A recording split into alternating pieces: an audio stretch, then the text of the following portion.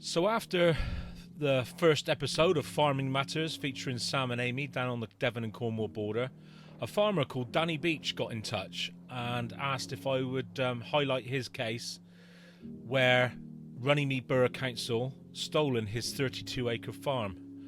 And it's the most shocking planning enforcement story that I've ever heard. And I think people won't believe how a council could do this to a farming family that were in the way. But once you've heard what Danny has to say, I think you'll arrive at the same conclusion that Danny does, and that being Runnymead Borough Council stole his farm.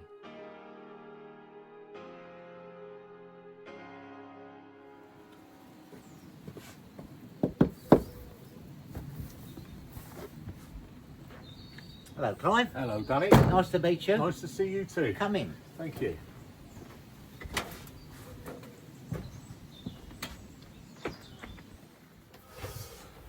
Right, well, I'm here with Danny and Linda, who have got a story that's so shocking. I'm not entirely sure many of the public will be actually prepared to comprehend exactly what this couple went through, but I'll leave it over in their words now to explain what happened, and obviously I'll try and keep it condensed for the purposes of this video, and perhaps we'll talk through the timeline, and then Danny and Linda can let us know what happened in their own words. So the timeline, as I got it, Danny, is you both bought this pad farm. Yes. In 1985. That's right. You farmed there for So about 10 years. about 10 years. Yes. And what were you farming? Goats, pigs, and poultry. Yeah. So you're from a farming family? Just No, but I've always been interested. Yeah. In livestock. And you got your, it's a 32-acre farm, if I remember That's rightly, right. is it? Yeah, so it's a decent-sized farm. Yeah, it was big enough for what we needed. Yeah. And so you did that for 10 years, and then tell us about, because obviously the council come into this story at some point, Yes. and tell us about, you diversified a little bit, or kind of helped out a family in members. the 90s, yes. Yeah, so tell us about that. Well, we had a cousin came along, and he'd split up from his wife. He had nowhere to live. He asked if he could put a caravan on the farm, so I said, yeah, no problem, which he did. Then another cousin came along, and same thing had happened to him. So we had two in his caravans. And then, after that, the council started sending people along, people who were homeless, and it just grew from there. So you had so the council then. So what's the name of the council? Runnymead Borough Council. Runnymead Borough Council were sending. So you had family that were in their touring caravans, much like yours that we're sat in today. Yes. So the type people see towed behind cars That's on the motorway. right. Yeah. So not the really big ones, just normal little tow. Towards the end, there was about 3 static caravans. Yeah. Because there was families there. I mean, there was children born there. Yeah, yeah. So you were farming, then you were helping out some family members. They come over in their touring caravans. Yes. They were living there for a while. Yes. And then how did it start then with the council sending over the home? Was it homeless people? Or? Yes, homeless people. Yeah. After about 15 years, they paid me rent for 15 years. Who's that? Like the council? Runnymead Borough Council. And how did they pay you? By cheque. And how did that arrive? In the post? Yes. So a cheque would arrive in the post. Was there a letter with it, or just a No, cheque? just a cheque, and I would pay it into my bank. And so it was made out to Danny To me? Beach. Yes. Yeah. From Runnymead Borough Council. That's right. Yeah. And then, after about 15 years, they decided one day that it was the proceeds of crime. Now, I think this is interesting why they paid you in a cheque. Now, I'm just going to Right. put a bookmark on this here in this conversation, because I think had they paid you by direct debit, which is it's very rare for a company like a council to pay anyone by cheque, Right. had they paid you by direct debit, then that takes you out of the equation. Right. But I feel that because you were paid by cheque, it then required you to go to a bank to bank it. Right. So if you like, you had a choice. Right. Okay. I'm just looking at it from an objective point of view as to how I feel. We'll get on to, we'll come back to this point. So I'm just bookmarking it. So we'll come back to it in a Okay. minute. Yeah. So the council paid you paid you for looking after their homeless people, That's right. as you've seen it. Yes, that's right. And so the caravans grew. Yes, towards the end there was probably about 30 caravans there. Yeah, but on a 32-acre farm, that's There's plenty of space. Exactly. Yeah. Okay, and that went on for how long? How many years were the council paying you? About 15 years. So 15 years. Yes. And I think this is an important part in this case, which when we get, we'll come back to. We'll circle back round to this because this is very crucial to your case, I feel. So that takes us to about 2010. When did the enforcement start? The enforcements were served on the 20th of December 2007. 2007. Yes. Right. They, Runnymead's head of legal came along with a box with 48 enforcement notices. And the enforcement notices were for telegraph poles, fencing on the farm, I believe a tractor, and a mound of topsoil. Caravans as well, or probably the caravans as well. Yeah. So 48 enforcement notices. 48. I had 9. That was bad enough, and you had 48. You got the record. With 1 month to appeal. 1 month, and Yes. and you got it. When? What was the date you received those? On the 20th of December 2007. Okay, and you had a month. So you've lost probably a week and a half over Christmas. Of course. Yeah, yeah. So I think that's worth noting as well. Yeah. So what happened then after you've had the enforcement notices? Right. Then I employed a firm of solicitors. Yeah. That didn't work out. Okay. So the enforcement was rolling on. What did the council do? What was their approach then? I guess the time elapsed. You only had a month. Is that right? Yes. So the time. Did you get it done in the month? Were you intending to get it done? I don't think we did get it done in the month, but the solicitors must have sorted something out. I don't know. Right. Yeah. But then after that we were prosecuted under the Proceeds of Crime Act. So the council prosecuted you. Yes. So it started as an enforcement. Yes. So let me get this right for the audience and viewers here. So you're a couple of farmers. How old were you when this was going on? I was about 68. Yeah. And Linda was about 66. So yeah, you get sort of around retirement age. You know, Yes. been farming for Yes. a few decades, and then you get these enforcement notices. Now, so it went from an enforcement matter to the proceeds of crime, and that is why I bookmarked what you said about receiving a cheque. So the proceeds of crime then that they're saying is because they paid you. Yes. And you banked it. Yes. Yeah. So why this is important is because council took your farm off you, haven't they? Yes. You are now living in a caravan. Yes, we've been living in this caravan for 4.5 years. Yeah. So, I mean, that's pretty brutal. This is probably the worst planning case that I've come across. Yeah, yeah. So, tell us what happened for the court case then. Well, Linda went to prison. I was in hospital at the time, and she went to Dover Magistrates Court. I see. So you were hospitalised, so Yes. that the court case went ahead without you? Yes. Yeah, yeah. Well, it wasn't a court case as such. It was just an appearance. We had to appear in court. Yeah. In Dover. Linda went there, and they sent her to prison for 18 months. So Linda turned up, expecting to have a bit of a chat about what's been Yes, going on, and yes. then you didn't come out of there. You went No. straight to prison. Yes. Were you expecting? Was that being talked about?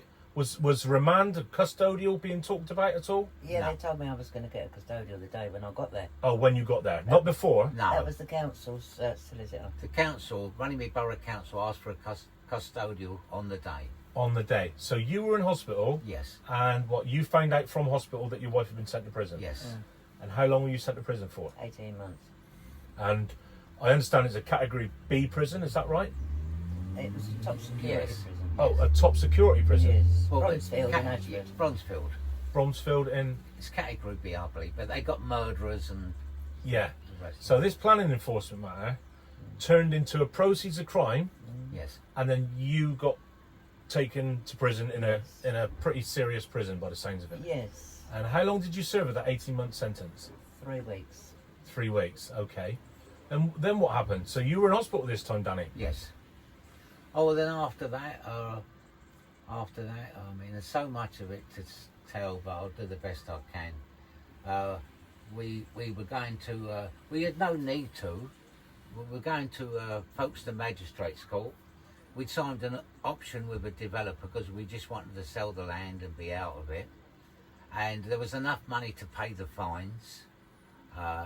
One judge fined us £1 million of lawful earnings. And then we went to Folkestone one day, not expecting to go to prison. And the legal advisor there, on the instructions of Runnymead Borough Council, sent me to prison for 7.5 years and Linda to prison for 5.5 years. Right, yeah. Oh, was it the same prison, just out of interest? Same or prison. Same prison, different wings, or like Oh, that? no, not same prison, was it? You went back to Bronzefield. You did, but I didn't. Oh no. Oh, I see. Yeah, you went back to the prison you Yeah. went to before, and you went. They sent you to a different prison. I ended up in Down prison. Right. I mean, that's just. I find that just absolutely horrendous. The reason I got out after 3 weeks was because we had to pay 85,000 to get me out, and I don't know from that day to this day what I was locked up for. So, 85,000. What? Oh, that was that a bail or something then? Well, we no idea. They just said 85,000, and she can come out. They give us 100,000 when we signed up for the development, and then they had 85,000 back of that. That was the option money Right. from the property developer, who was sent in by Runnymead Borough Council. It was their man. Right. When we put the farm up for sale, I would have thought there'd have been loads of people interested. Did you put the farm up for sale to cover all the costs of this? We just wanted to be out then. We'd had enough. Yeah, yeah. So I was just trying to, for the people at home, you were effectively now having to force to sell the farm because of the court case and the Yes. fines you've been levied Yeah. against a planning enforcement matter that was then turned into a proceeds of crime. Yes. Case. It was the stress, Clive. We'd had enough. We wanted to be out. So as I say, we advertised the land on the internet.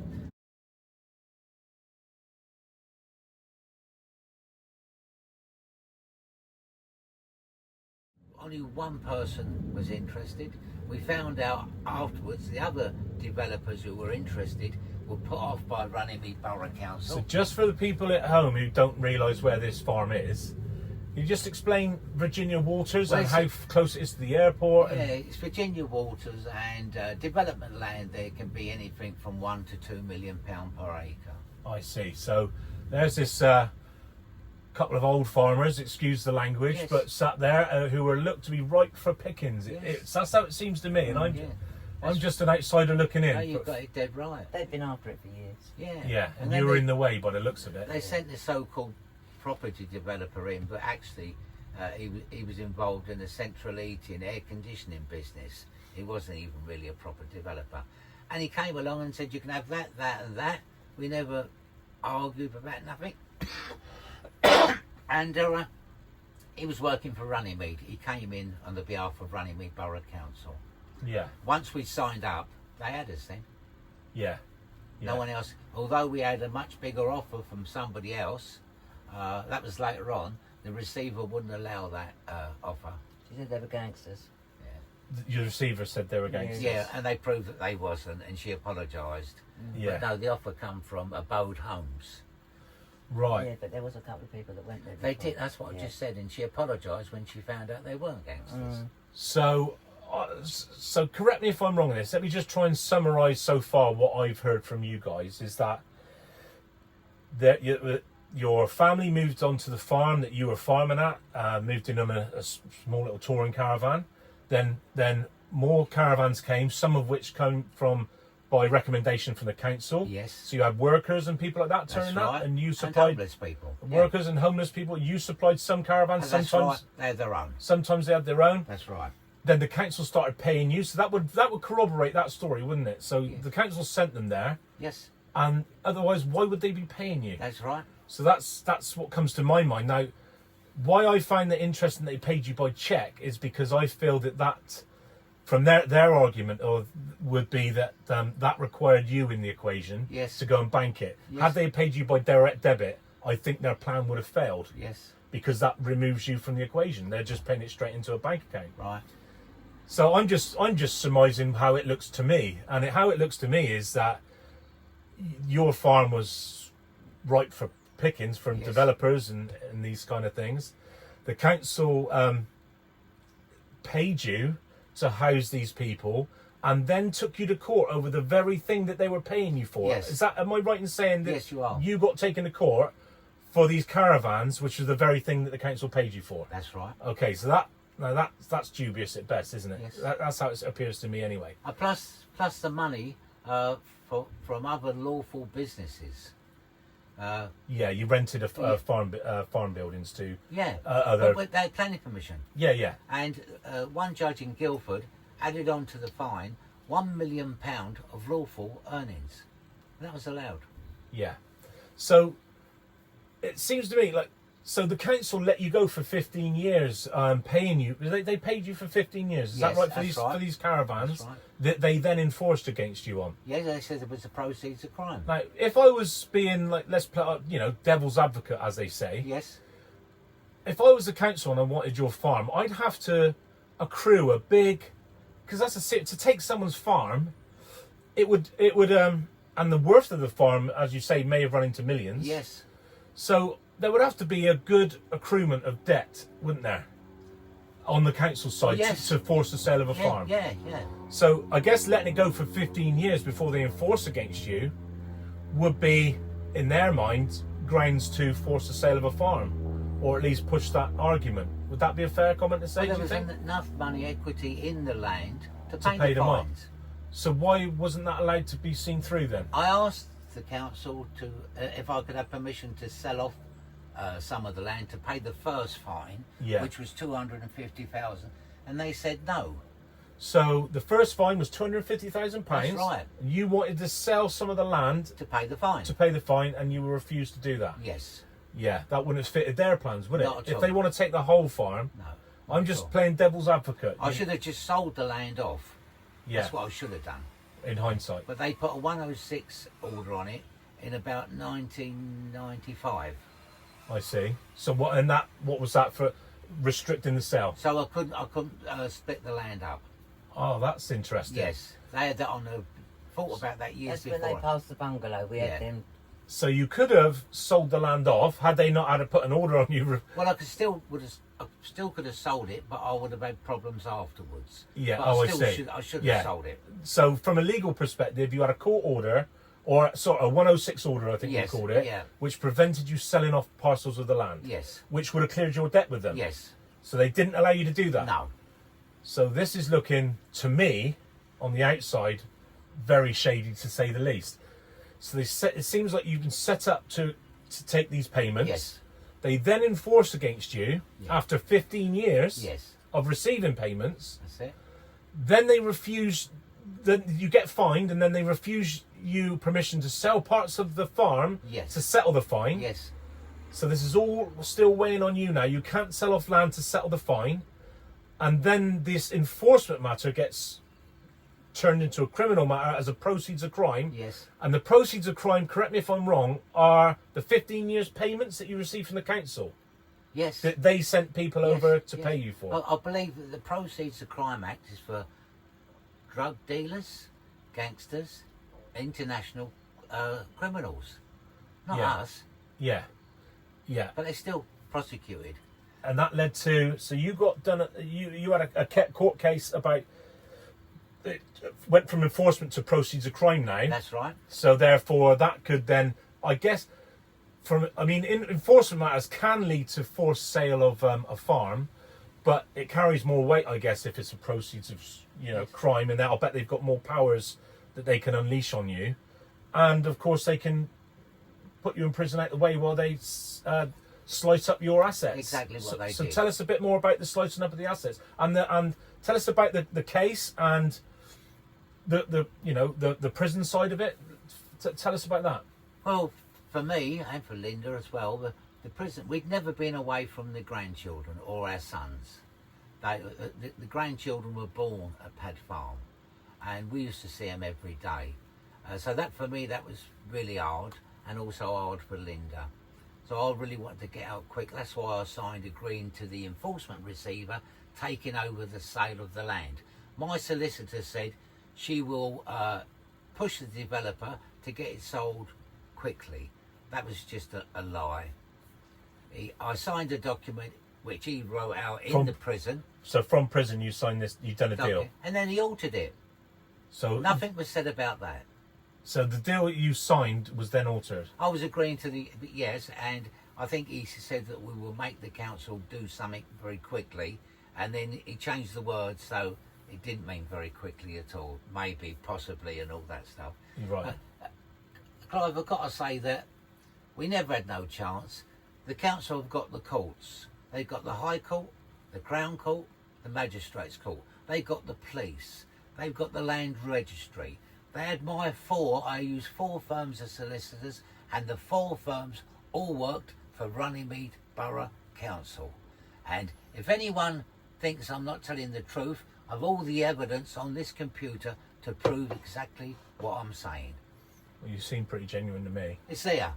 Yeah. You haven't got to take any notice of me. If anyone wants to see anything of what I've got all the evidence on this computer. So, but when, just for clarify, just like you said, have they done work for the council? Is that what you mean? No. I mean, I paid them, and they worked for the solicitor in this in the council's interest, not in my interest. Yeah, I guess you would. So, as you said, you signed an agreement and they changed agreements and things like that. Is that what you mean by that? Worse than that. Yeah. Redacting a court order in my favour, one solicitor's firm. Oh, I see. Yeah. Okay. Yeah. Lots. It's all. I've got the whole lot, and I can prove the whole lot. Yeah.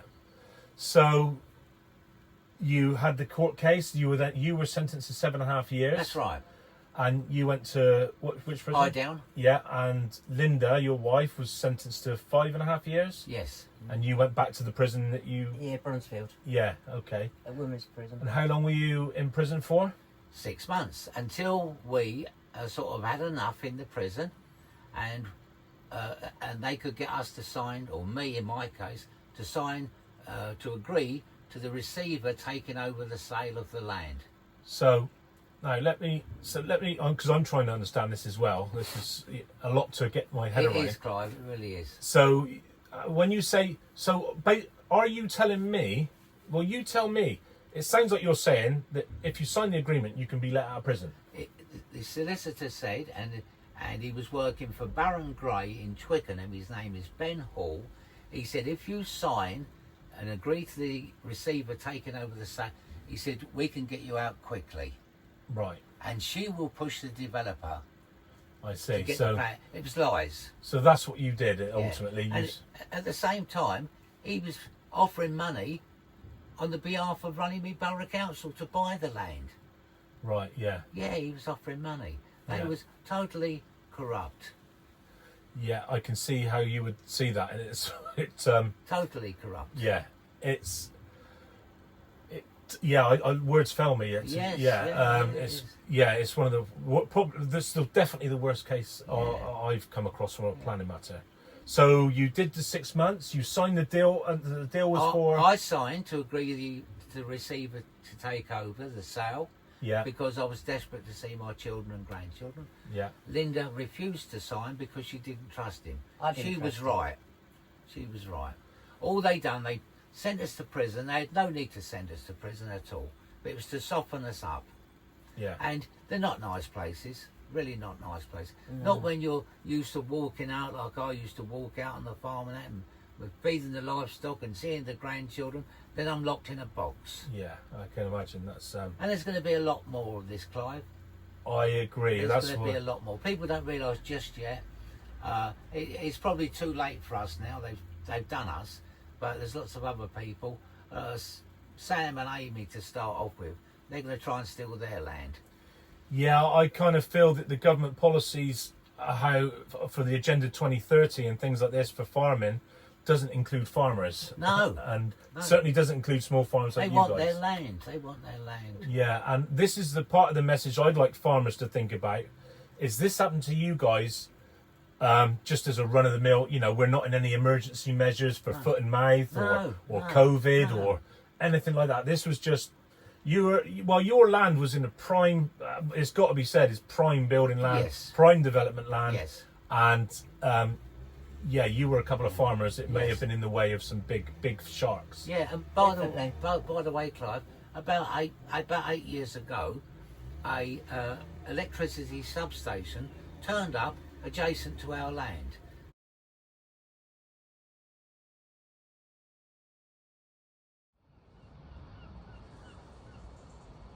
Ready when you are, Dan?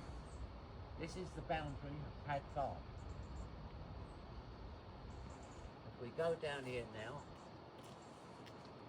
you'll see an electricity substation that's been estimated to cost between £3 to £7 million, enough to run 1,500 homes, plus 2 6-inch gas mains. Been there for about 8 years. Council doesn't know anything about it. It's in the middle of nowhere, Dan. Yes, It's it is. apparently just it's just woodland here. That's it. That's it. So No, as I say, they know nothing about it. Makes you wonder. Someone's invested all that money for no reason by it. Big enough to run 1,500 homes.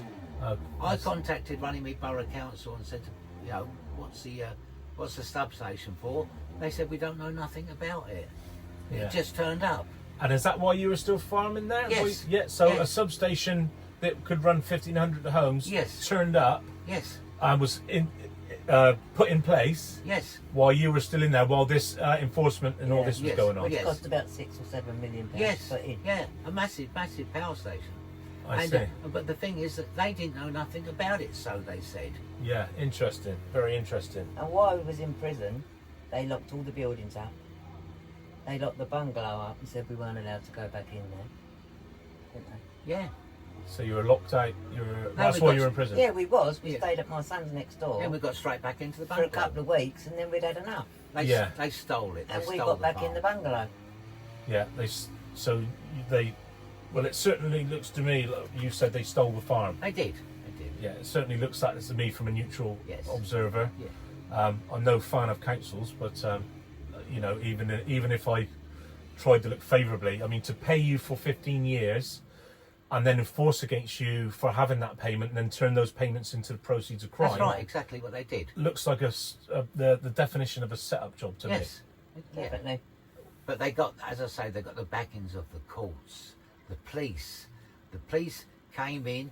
I mean, on the day of the eviction, first off, the receiver, they smashed in my back door. No paperwork shown, and there was an outstanding appeal in the High Court. Yeah. It's supposed to happen in 2 weeks afterwards. They came in before that appeal was up, just in case we got a straight judge in the High Court, I believe. Yeah. They smashed in my back door, and the police backed them up. The police helped them. And I've heard you. I think you've said that at the time you wrote to an MP, you're UK citizens. and- Total waste of time. Yeah, and you're paying rates on the farm. This is important for. See, I talk about the law and governance aspect of it as well, and I've had a bit of a chat with you as to why they had so much jurisdiction over you in your case. But you were a rate paying. You paying the We rates. paid everything. We Yeah. paid our income tax. We had a chartered accountant.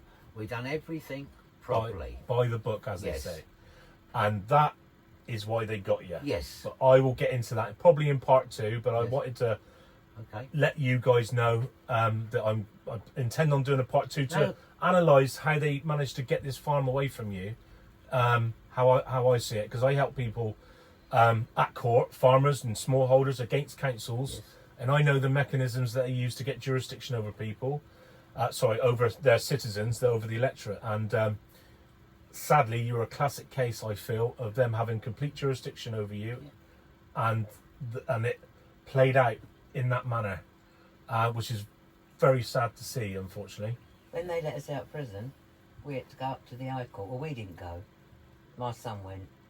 And it cost us $31,000 To get out of to prison. get out of prison, although we was unlawfully locked up. Oh, the judge said on the day we were unlawfully imprisoned.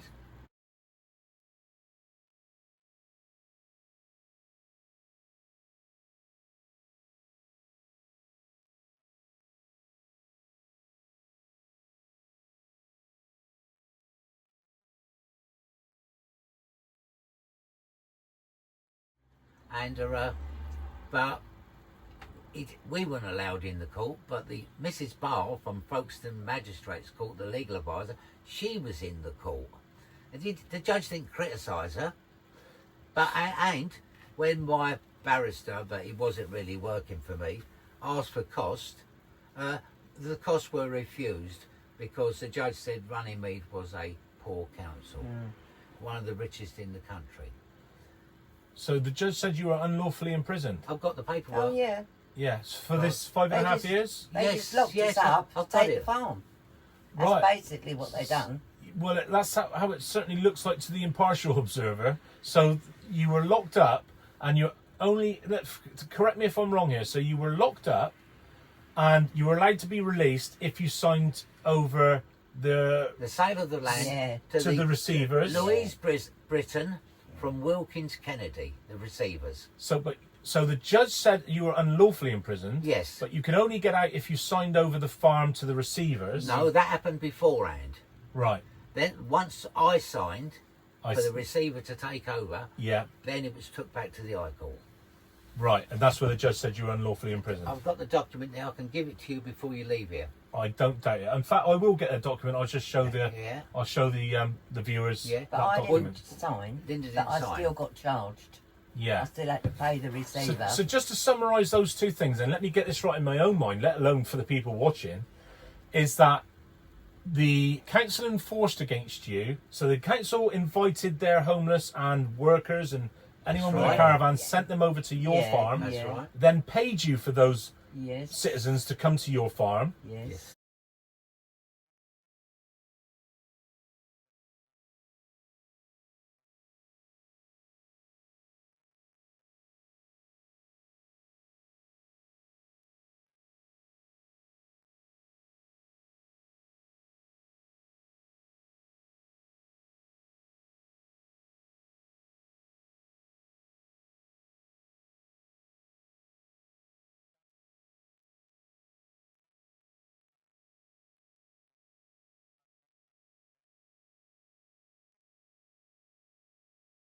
They let that happen for 15 years to Yes. build up a nice fat case against you. Yes.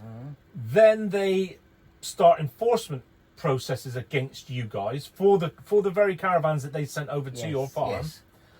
Then that was converted into a criminal case for proceeds of crime that they paid you themselves. Yes. Then you were unlawfully imprisoned Yes.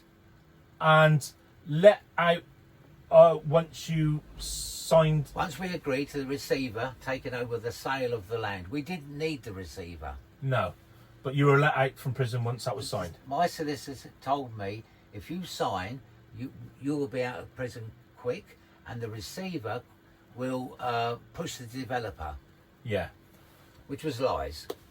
yeah, and that I don't know what else to add to that, because you can make your minds up as to whether these guys have been fairly treated or whether the farm was stolen.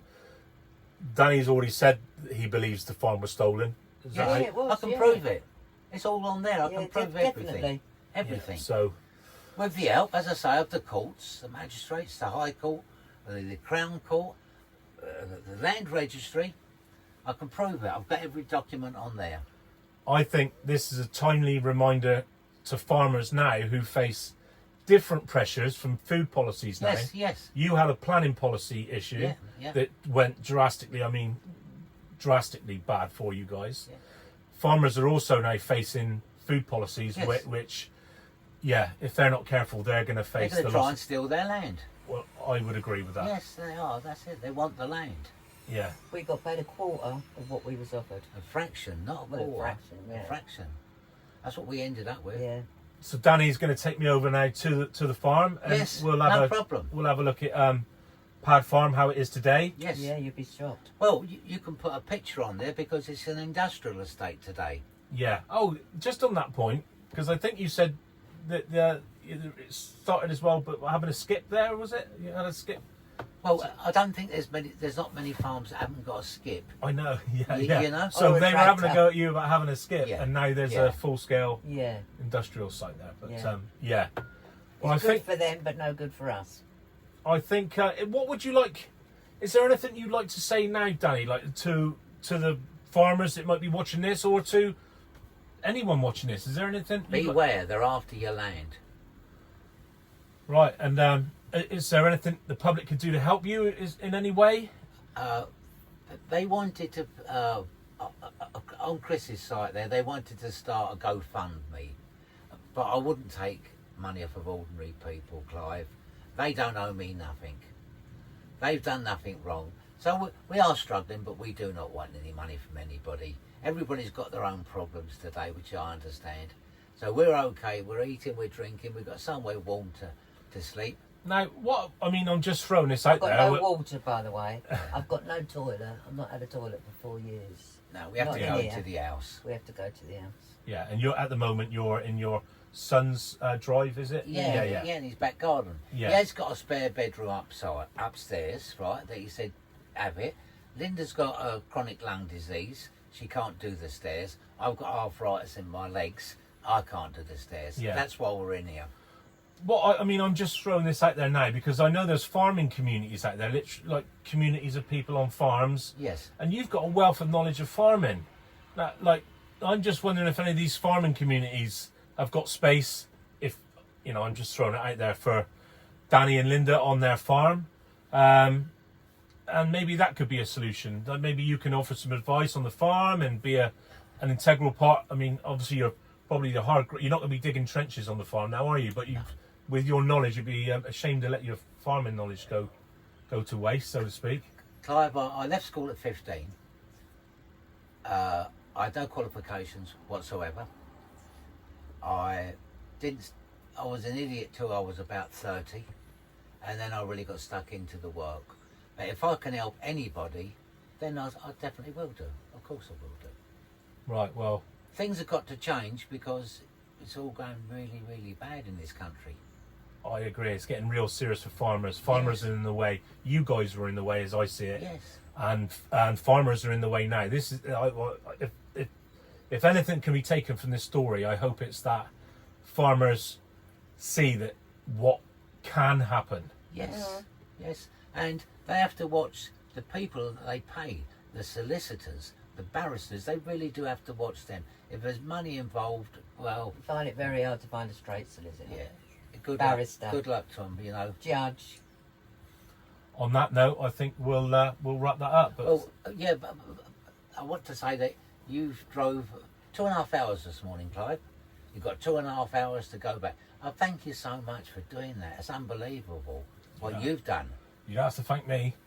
You don't have to thank me at All all. that way. I didn't realise you were so far away, but thank you for that. Really mean that. Not a problem. It's been a pleasure talking to you guys, and I really hope some good can come out of this Well, I do. for too. you guys and for farmers who All see those this. out there, Because yeah. our farm's been took by fraud.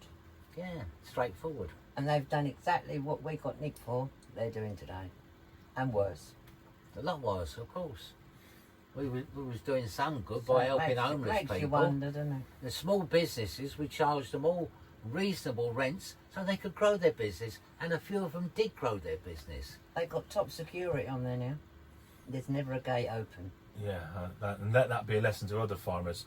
You go drive around these Yeah. farms, the gates are open. Yeah. Yeah. Ours used to be open 24/7. Yeah. Well, thanks again, guys. Thank you, Clive.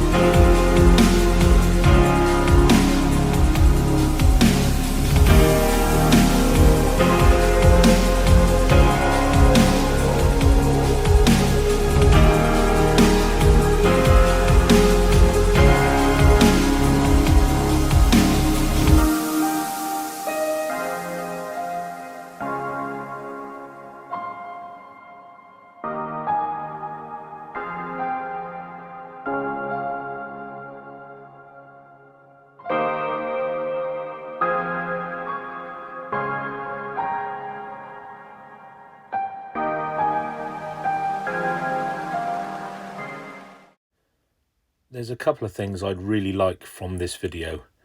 Number one, I'd love the farming community or the public to come together to help Danny and his wife, whether that's if someone's got a piece of land that they could live on their farm, maybe a half an acre somewhere that they'd love to get a dog again, I think, and be able to go and stretch their legs and have a garden. I think that would mean the world to them. So if there's anyone out there who can help in that regard, I will put Danny's contact details in the description. Secondly, I'd like you to share this video with the farming community, because farmers need to understand how their farms can be taken from them. And I will link 2 videos in the description that, if they are understood, will help farmers avoid some of the pitfalls that Danny and his wife sadly fell into.